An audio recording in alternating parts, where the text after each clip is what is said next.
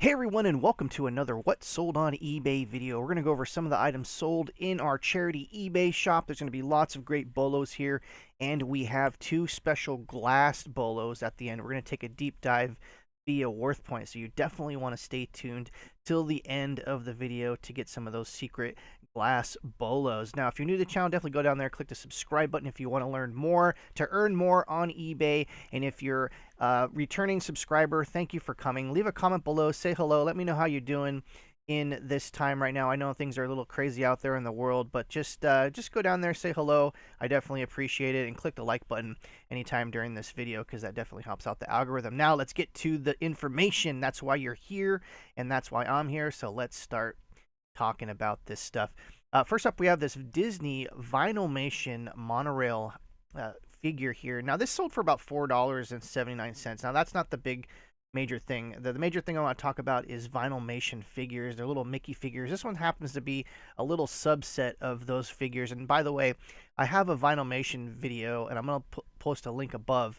If you want to learn about Vinylmation figures, if you're in California or Florida, you've probably seen these before. Definitely go check that video out. It's a wealth of information. You'll learn about this subject. There's some Vinylmations that still go for pretty good money, but for the most part, this series or this basically product line has died, and Funko basically filled in the void that Vinylmation stopped. And there was a whole political thing behind the scenes, and like I wish I had the time and the energy to create a documentary about Vinylmation because I was knee deep into this. I knew all the artists. I was going to do stuff for Disney. That didn't work out, and that would be a part of the whole story, too. But anyways, Vinylmation still a really cool place in my heart as far as a Disney collectible. Like I said, they don't demand the money that they used to, but there's still some figures out there that are worth over $100, so definitely go and check out that video for sure. Next up, we have this 1847 Rogers Brothers. This is a silverware set. This is silver plate, and at some point I'm going to make a video about silverware. And I find that, like, sometimes you can really get some crazy home runs with silverware. The major thing you need to look for is just to make sure that it says sterling underneath it. There's some, most plate is going to not say sterling. So whenever you see sterling, like 95% of the time, it's going to be actually pure sterling. There's also pure coin, which is another Bolo pro tip. If you see pure coin stamped underneath it, it was made out of melted coins, which means it's 90% silver. And sometimes there's some dealers, usually not estate sale people pretty know about this, but there's a lot of people that don't know if it says pure coin underneath it that it's actually like 90% silver, and usually colonial coins. And we talked about Paul Revere silver and all that kind of stuff, but for the most part, I want to say like 99% of the time, if you ever come across this stuff at estate sales and garage sales, it's usually going to be silver plate. And I think I took a photo of the stamp here on the bottom. Yeah, you can barely see it. Let me see if I can get it in there. This says Roger Brothers. Now, just also note that British silver doesn't say sterling. Some of it does, some of the newer ones, but a lot of the stuff will have stamps.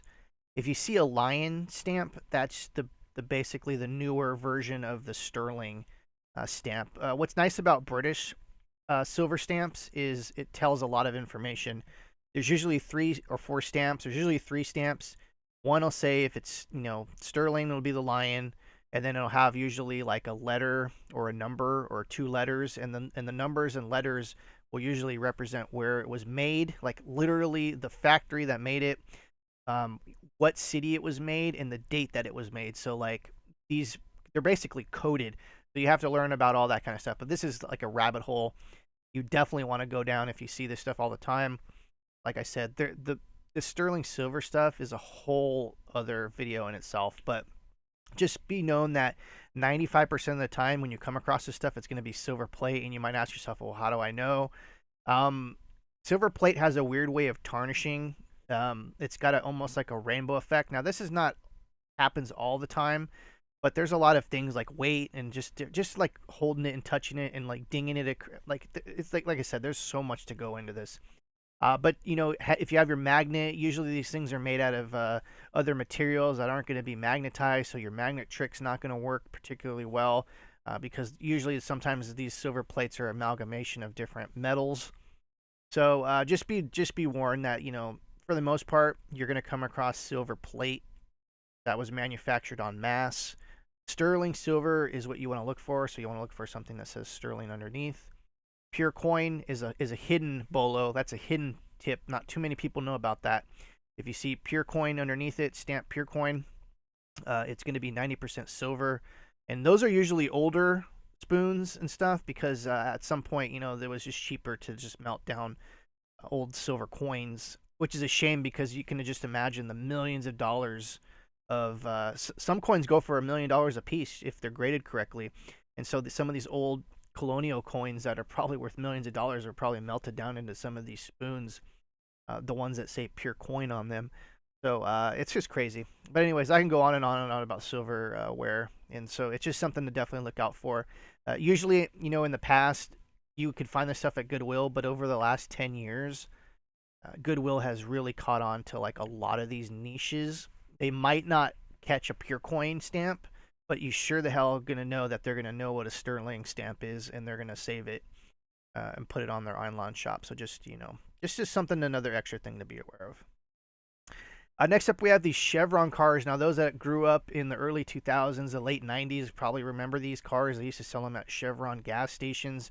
I'm not sure if Chevron's a statewide thing. I know they have them here in California. I'm sure Chevrons have done, other places. Now, I think Standard Oil turned into Chevron, or it's Mobile. I forget. But anyways, the main thing is these little figures. They don't really go for much. So if you see these in a garage sale or a collection or whatever, just to be warned, these don't sell for very much. And that's why I'm saying if you ever do come across these and they're cheap enough, you sell them in a lot. There are some of these figures or individual figures that sell well, but there's not too many of them. They made a pretty good amount of these. And I've sold these a few times over the last 30 years.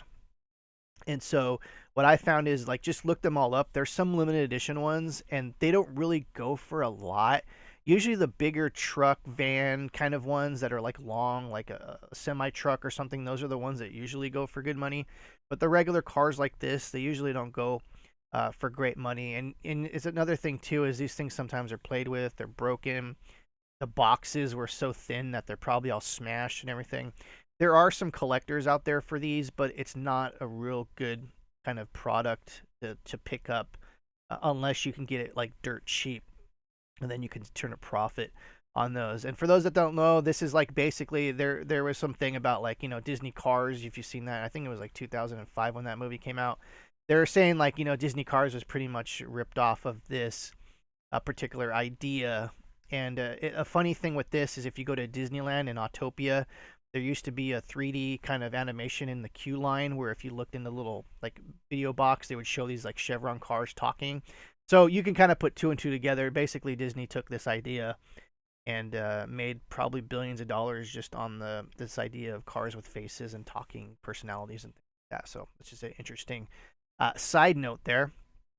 Next up, we have this Theta Sterling Silver Mother Mary pendant. This is a religious kind of item here. Now, we talked about sterling and stuff before in the past. There's an example if, we just talked about the spoons a second ago. When you see sterling, it's usually a good thing to pick it up if the price is right. Now, anyone could just stamp sterling on the back of something. So if you have a sterling tester, you can definitely use that. Also, there's going to be some secondary marks sometimes. This one says Theta. This is a really good way to kind of look up. Basically, sometimes it tells you like an artist name, where it's made, like from Mexico. There's like, I think it's Texaco. There's all kinds of different sterling marks to look out for, but just gives you another little clue to kind of look into something. If it just has a sterling stamp and it just says sterling, it's going to sell for pretty much what it weighs. And right now, silver prices aren't that great, unfortunately. And there's a whole other thing about that, about silver pricing and manipulation in the markets and things like that, but I don't want to go into that. But anyways, what I'm saying is just look out for this kind of stuff.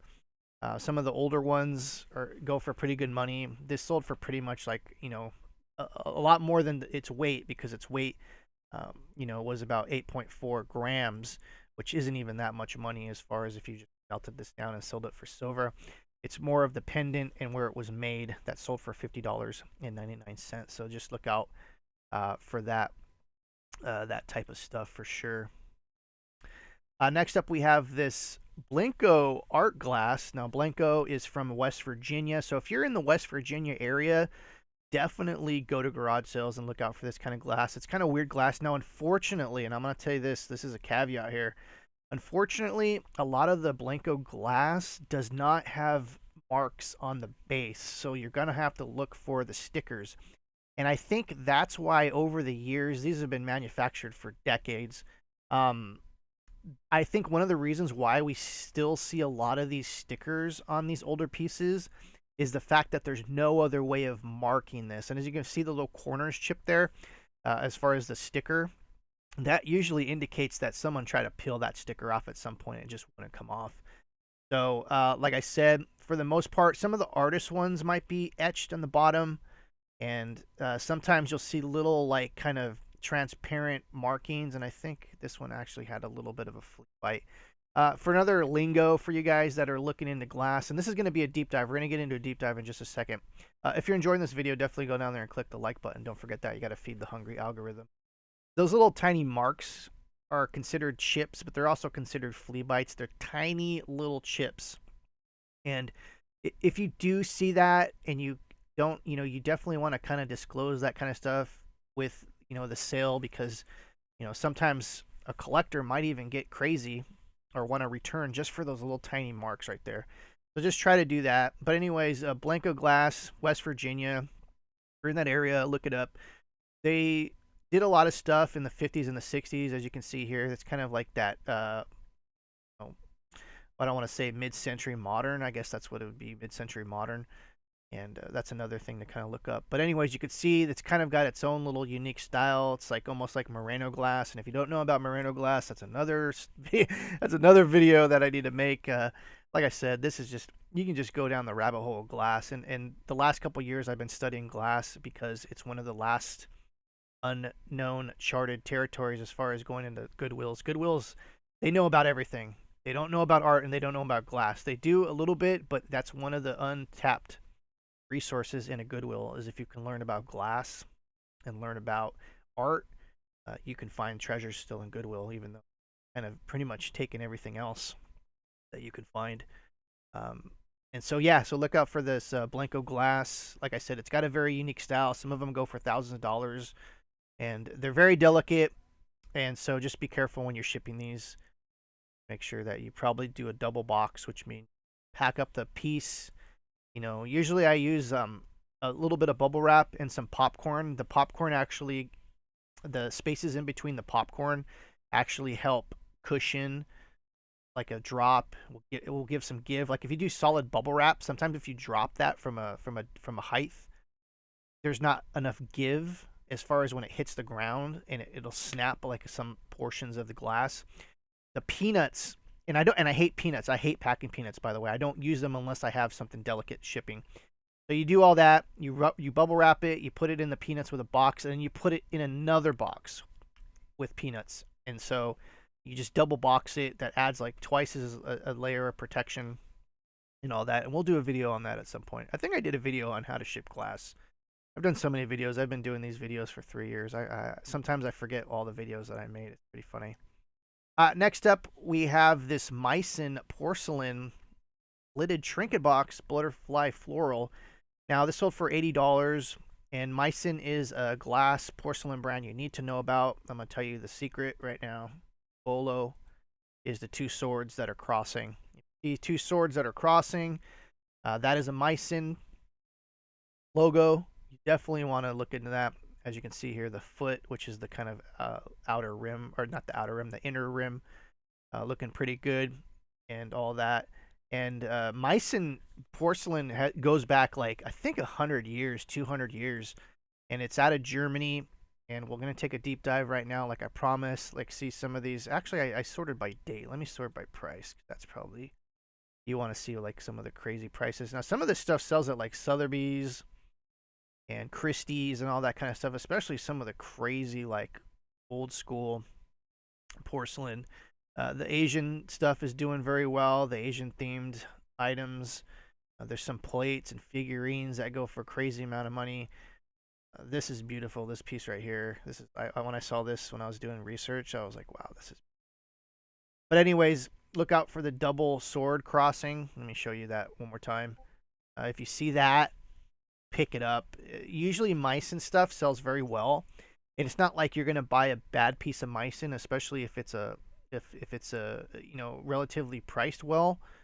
Um, you definitely just want to pick it up. I mean, even if it's like a reasonable price, you want to look it up. When it comes to figures, again, just real quick, you got to make sure like something like as intricate as this could have broken pieces, could have wear. Shipping these things are a nightmare. I try to stay away from porcelain like this unless it's like really high end.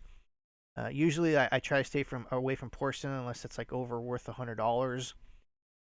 You could sell this stuff locally, but your your clients are going to be all over the world, international.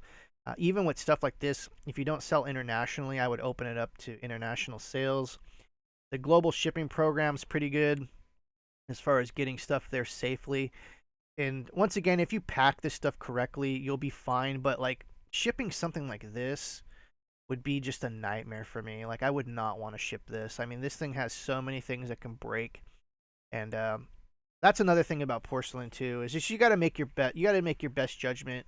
And I've been shipping and selling on eBay since 1995, and I'm telling you, even with that wealth of kind of experience, I still get all sketchy when it comes to shipping stuff like this. And I've been doing that. I've shipped thousands of things in my life, and I still get I mean, look at this thing. This thing is like that trident's probably that trident actually looks like it might have been broken. No, actually looks pretty good. I mean, just saying all this stuff it just scares me. Anyways, I'm Chris, Thrift Shop Hustler. Make money on eBay. Definitely go down there, click the subscribe button if you're new to the channel. Click the like, leave a comment, say hi. Like I'm I'm isolated here from everyone, so I definitely appreciate your comments. They definitely help. And we'll see you next time. Take care.